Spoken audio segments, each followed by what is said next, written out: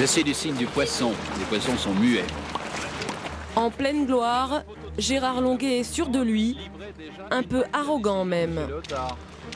D'une certaine façon. Taquin sûrement, sûr de moi peut-être finalement. Gérard Longuet, c'est 45 ans de vie politique. Député, sénateur, président de groupe, mais aussi président de région et 3 fois ministre. Assurément, le ministère le plus passionnant pour quelqu'un qui aime son pays et l'histoire, c'est le ministère de la Défense à l'hôtel de Brienne. Pour un homme public, la liberté, c'est la présidence de région. La fraternité sur des convictions partagées, je l'ai eu avec Alain Madelin et François Léotard. Je l'ai retrouvé avec Édouard Balladur, avec Nicolas Sarkozy. Nos caractères sont différents, mais j'ai beaucoup de reconnaissance pour son engagement, son courage et le fait qu'il m'ait nommé à ce poste. Élu depuis les années 70, Gérard Longuet est aussi un observateur éclairé de la vie politique. Il constate aujourd'hui un recul de la liberté et de l'autorité des élus. Il y a 2 facteurs. Le premier et le plus important, c'est l'absolue présidentialisation de la vie politique en France, qui a été d'ailleurs consolidée par le vote du quinquennat. L'autre changement, c'est évidemment l'exposition médiatique. Le monde a changé dans ces 30 années. J'ai dérégulé les télécoms et François Léotard a dérégulé l'audiovisuel. On prend le retour de bateau en pleine figure. Je veux dire qu'en 2011, la communication n'est plus du tout la même. Le ministre est exposé à un jugement permanent des réseaux sociaux, du système numérique dans la vie publique. Le pire, c'est d'être inconnu. Donc, vous pouvez être connu par vos défauts, vous pouvez être connu par vos excès, vous pouvez être connu par vos maladresses, et j'ai eu des défauts, des excès et des maladresses tout au long de ma carrière. Je n'ai pas eu, heureusement, que cela. Et les gens, au fond, sont reconnaissants en disant « Oui, on n'est pas d'accord avec vous, mais au moins vous êtes carré, on sait ce que vous pensez ». Sur Public Sénat, Gérard Longuet a ainsi eu un geste très commenté et très polémique. Un geste en réponse à une demande de l'Algérie qui réclamait la reconnaissance par la France des crimes du colonialisme. Pourquoi vous faites ce bras d'honneur? Parce que je suis contre la repentance, parce que cela consiste à réécrire l'histoire en méconnaissant les raisons pour lesquelles nos prédécesseurs, français ou d'autres pays, ont commis telle ou telle orientation. La colonisation, c'est une aventure républicaine pour l'essentiel, à partir de la Troisième République, pourrie de bons sentiments, et puis pourrie tout court, les deux à la fois.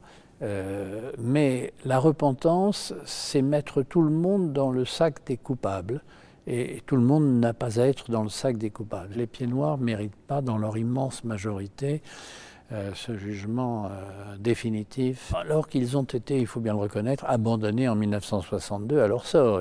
Ce rapport à la colonisation et à l'Algérie explique aussi les premières années d'engagement de Gérard Longuet à l'extrême droite, alors qu'il était membre du mouvement Occident, un positionnement qui n'est plus le sien, mais qu'il assume et explique. Il y a 2 raisons principales. Je trouve que l'indifférence en 1962 n'était pas possible. La guerre froide et ce que nous ressentions comme le danger soviétique, il fallait choisir son camp. Et l'extrême droite n'est pas libérale, et j'ai changé d'avis sur ce sujet. Je suis devenu libéral en général, sur tous les aspects de la société, c'est-à-dire parce que je veux une France forte. Je suis très attaché à mon pays et je crois que la France n'est pas forte parce qu'elle est dirigée par une main de fer, elle est forte parce qu'elle est libérale, parce qu'elle fait confiance aux Français. Ce qui compte le plus, c'est la motivation professionnelle. Nous avons des Français qui ont des poils dans la main, il faut le savoir. C'est-à-dire que c'est trop dur, c'est trop loin, c'est pas ce que je veux. Vous comprenez, moi j'étais formé pour faire du théâtre et on me propose de faire du commercial. Ben non, c'est une vérité. Tous les employeurs qui vous disent, il y a des jeunes qui viennent pointer chez moi et qui me disent surtout ne me proposez rien, j'attends plusieurs mois avant d'eux. Je constate que j'ai été un précurseur et que le président de la République lui-même a rappelé à nos compatriotes qu'il fallait traverser la rue pour trouver du boulot. Il ne s'agissait que de traverser la rue pour trouver du boulot. Ça veut dire accepter de changer un peu d'orientation, de faire un petit effort et on trouve quelque chose. Et aujourd'hui, le problème français, c'est qu'on a 7% de chômeurs, ce qui est un taux bas, mais qu'on n'arrive pas à descendre en dessous. La langue de bois tue ce pays. À force de parler de technicien de surface plutôt que de balayeur, à force de parler d'incivilité plutôt que parler de délinquance, on finit par ne pas donner aux faits les mots qui les recouvrent et qui les expliquent. Je suis pour la vérité du langage. Une vérité du langage qui prend parfois des allures de provocation. Interrogé sur les Paradise Papers, l'ancien ministre explique tout à fait comprendre que certains cherchent à échapper au fisc. Il y a une réticence à l'impôt, et quand l'impôt est confiscatoire, ce qui est le cas en France par exemple, mais pas seulement dans notre pays, les gens se battent pour garder leur pouvoir d'achat. Et il y a d'ailleurs des milliers de salariés dont c'est le métier. Ça s'appelle les experts fiscaux, et ils font leur métier. Tout ça est très logique. J'ai un peu le goût de la provocation, je le reconnais. Je rappelle simplement que 10% des Français payent 60% des impôts sur le revenu. Donc évidemment, ça ne crée pas beaucoup d'enthousiasme chez ces 10%. Vous me direz, ils sont riches. Mais s'ils sont riches, c'est qu'en général, ils ont essayé de l'être. Et ce ne sont pas nécessairement des voleurs, ce sont simplement des gens qui travaillent. Je vais reprendre un combat pour défendre mon honneur, pour faire respecter ce que je suis, un citoyen parmi d'autres, se défendant selon des règles fondées sur la présomption d'innocence. Financement du Parti républicain, financement des travaux de sa villa à Saint-Tropez. La vie politique de Gérard Longuet a aussi été marquée par plusieurs affaires judiciaires, un souvenir douloureux.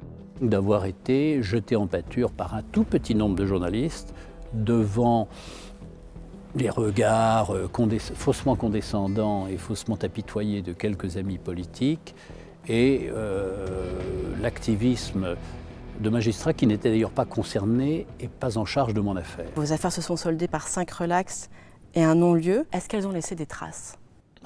15 ans. Vous m'avez dit très gentiment tout à l'heure qu'il y avait 30 ans entre mon premier ministère et mon dernier ministère. Mais entre ces 30 ans, il y a eu 15 ans pendant lesquels j'avais l'obligation, de fait, mais je l'ai accepté, d'être modeste et discret, parce que j'avais besoin que toutes les affaires soient réglées.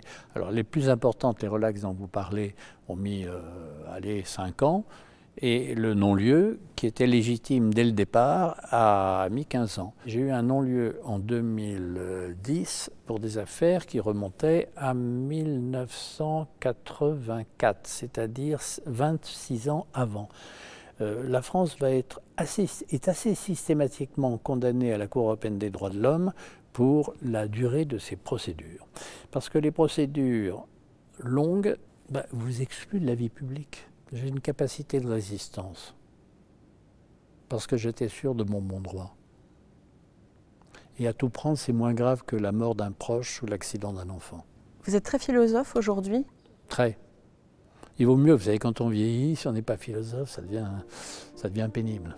Gérard Longuet décide donc de raccrocher les gants. Au mois de juin, lors de sa dernière prise de parole dans l'hémicycle du Sénat, sa question a des allures de leçon de vie politique. Vous avez 3 choix.